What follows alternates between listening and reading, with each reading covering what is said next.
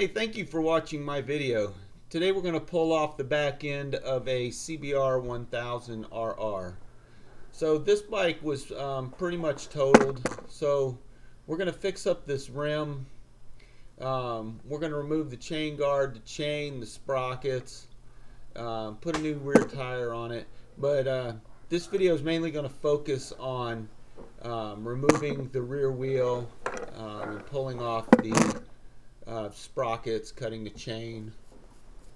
And then my next video, we'll put this bike back together, and when we put it back together, it'll have brake lines, new brakes, new brake fluid, of course. Show you, this is my workshop in the back of the house. So this is my workbench when I'm building the bike. This sprocket here and everything else was purchased off eBay. I do use 530 chain and sprockets whenever I can. The value and the longevity works out best. I love using the Galfer brake lines. The red stands out, looks awesome on a bike, and EVC HH pads are probably the best pads you can possibly buy. When I'm building a bike that's been pretty much totaled, I like to go out and buy all new or buy bolt kits off of eBay. This is 2 of them. These vacuum control valves here are $200 a piece. A CBR needs 2 of them. I was able to get those at $10 each, which was a pretty good savings. So now we're back on the bike. We're going to loosen the 32 millimeter axle nut just to make it easier a little bit later, and then we're going to loosen all of the 17 millimeter nuts which hold your rear sprocket on. You definitely want to do this while the chain is still attached to the bike. This is a much more difficult task once you've removed the rear wheel. Next thing we're going to do is remove our 5 millimeter hex head bolts which hold our chain guard on. I use a chain alignment tool. You have to remove the chain guard to use the chain alignment tool when installing a new chain. So I go ahead and I just get the chain guard out of the way now. While I have the chain guard off, I do go ahead and I put it in my solvent tank and I clean the chain lube off of the inside of the chain guard. My solvent tank is actually simple green. I have 20 gallons of simple green in a regular solvent tank. It's a little bit safer for the environment than using solvent. Next, I remove the 10 millimeter bolt that holds your shifter onto the shifter shaft. You have to pull this bolt completely out.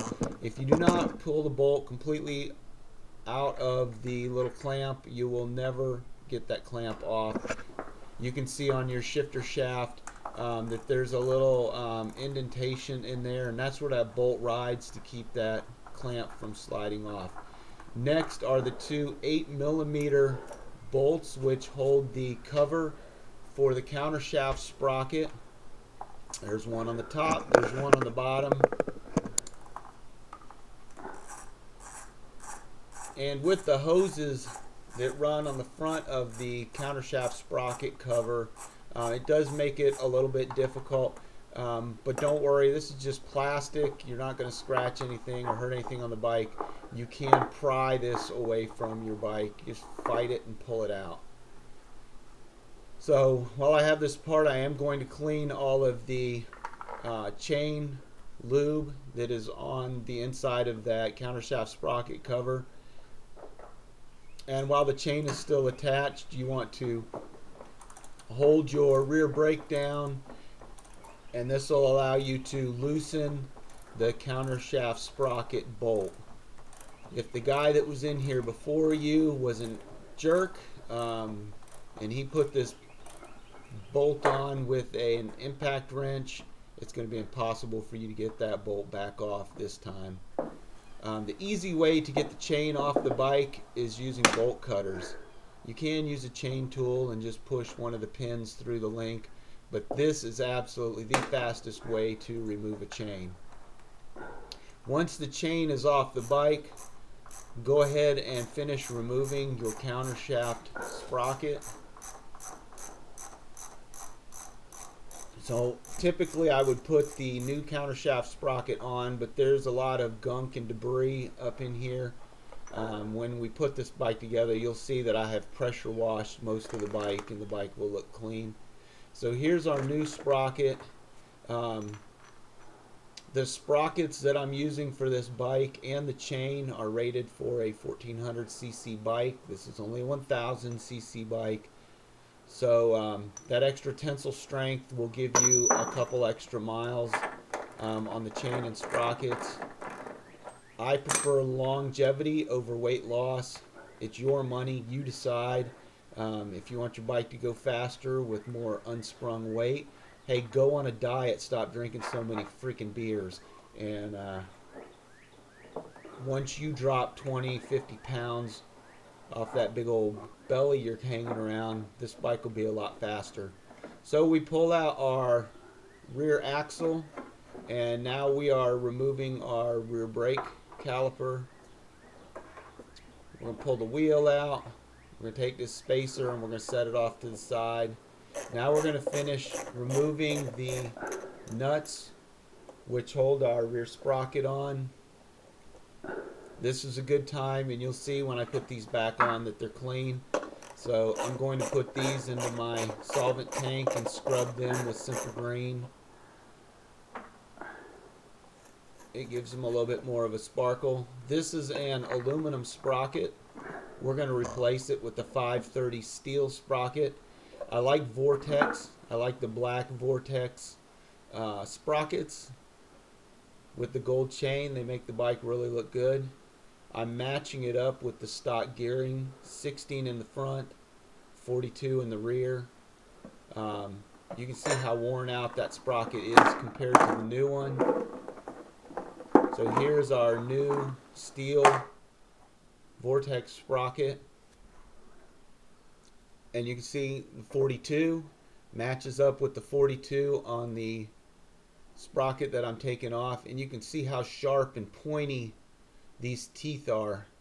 They should never get that sharp and pointy, and they look like they're almost straight up and down. So the sprocket really should have a nice uniform U-shape. Throw that out. Here's our new one. You see how much wider that this one is.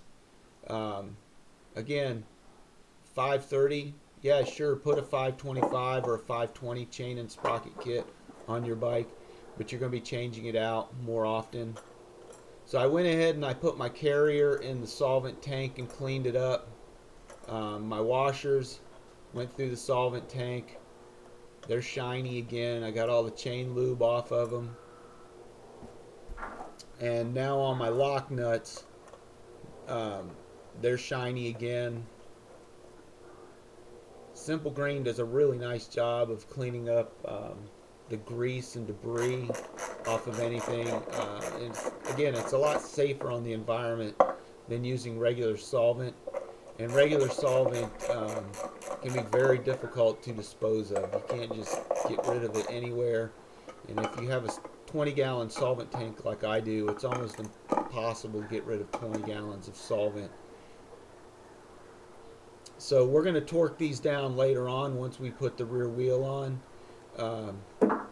We just have them tight now. We're going to put a new rear tire on, so let's remove our carrier and let's get rid of this cush drive. I'm just going to set these aside. You can see where this bike was down. It slid along the dirt. There's a big dent in the wheel. I'm going to bang that out, and then we'll paint that rear wheel and put it back together. So come back and watch part 2 a little bit later.